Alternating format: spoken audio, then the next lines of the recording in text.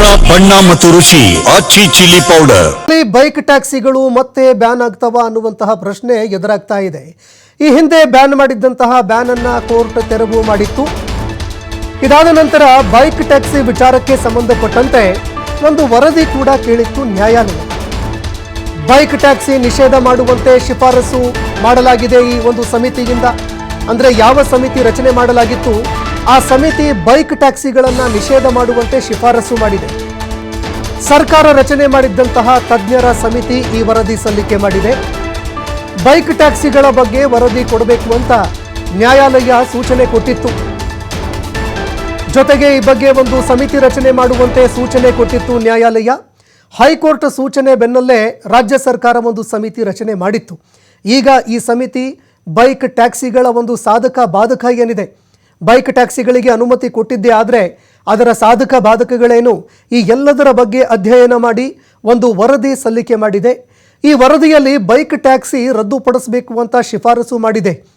Bike ಟ್ಯಾಕ್ಸಿಗೆ ಅವಕಾಶ ನೀಡಿದ್ರೆ ಇದರಿಂದ ಸಂಚಾರ ದಟ್ಟಣೆ ಆಗುತ್ತೆ, ಟ್ರಾಫಿಕ್ ಜಾಮ್ ಜಾಸ್ತಿ ಆಗುತ್ತೆ, ಅಪಘಾತಗಳು ಕೂಡ ಉಂಟಾಗುವ ಸಾಧ್ಯತೆಗಳು ಇರುತ್ತೆ.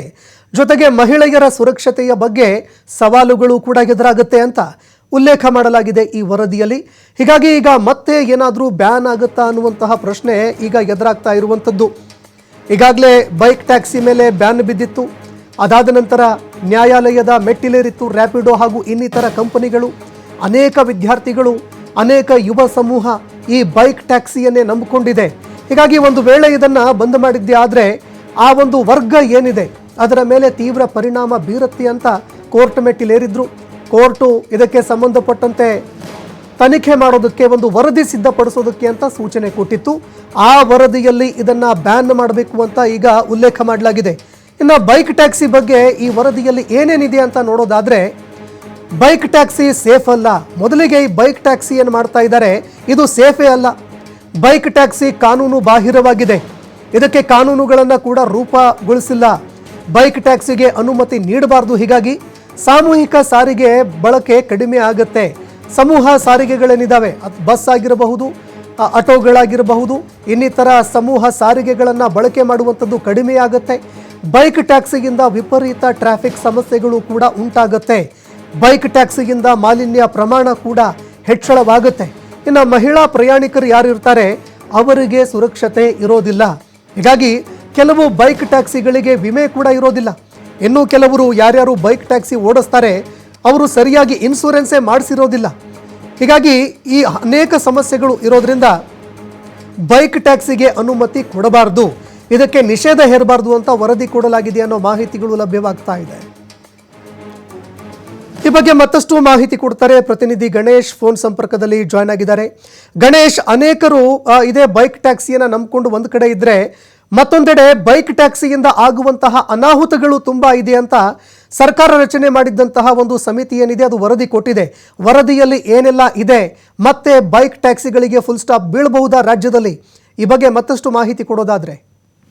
ರಾಜ್ಯದಲ್ಲಿ ಖಂಡಿತವಾಗ್ಲೂ ರಾಜ್ಯದಲ್ಲಿ ಕೂಡ ಬೆಂಗಳೂರಿನಲ್ಲೇ ಬೈಕ್ ಟ್ಯಾಕ್ಸಿಗಳ ಸೇವೆ ಸಾಕಷ್ಟು ಇರುವಂತದ್ದು.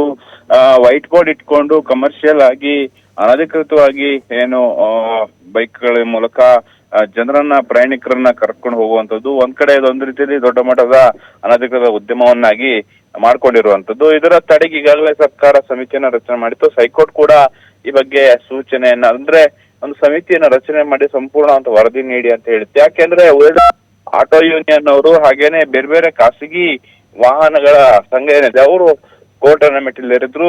ಕಂಡಲ್ಲಿ ಏನು ರ್ಯಾಪಿಡೋ ಬೇರೆ ಬೇರೆ ಬೈಕ್ ಟ್ಯಾಕ್ಸಿಗಳು ಇರ್ತವೆ ಅದ್ರ ಅಂತಹ ಚಾಲಕರನ್ನ ಹಿಡಿದು ಅವ್ರಿಗೆ ಥಳಿಸುವಂತದ್ದು, ಅವರನ್ನ ನಿಯಂತ್ರಿಸುವಂತ ಪ್ರಕ್ರಿಯೆಗಳು ಘಟನೆಗಳಾಗಿತ್ತು. ಆ ಹಿನ್ನೆಲೆಯಲ್ಲಿ ಪ್ರಕರಣ ಕೂಡ ಗಂಭೀರವಾಗಿ ಪಡ್ಕೊಂಡು ಹೈಕೋರ್ಟ್ ಮೆಟ್ಟಿಲೇರಿತ್ತು. ಹೈಕೋರ್ಟ್ ಒಂದು ಸಮಿತಿ ರಚನೆ ಮಾಡ್ಲಿಕ್ಕೆ ಸರ್ಕಾರ ಅಥವಾ ಸಾರಿಗೆ ಇಲಾಖೆ ಅಧಿಕಾರಿಗಳು ಸೂಚನೆ ನೀಡಿತ್ತು.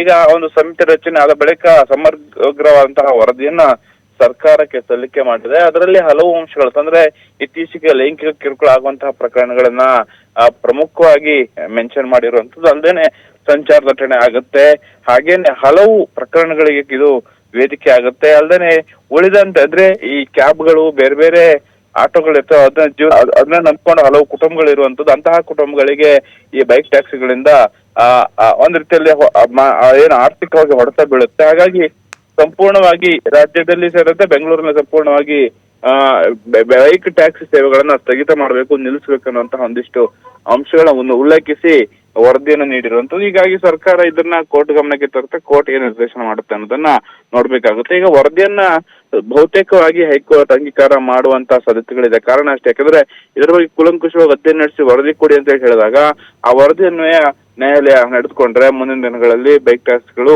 ಬೆಂಗಳೂರು ಸೇರಿದಂತೆ ಹೊರ ಜಿಲ್ಲಾವಾರಗಳಲ್ಲಿ ನಿಷೇಧ ಆಗೋದಂತೂ ಬಹುತೇಕ ಖಚಿತ.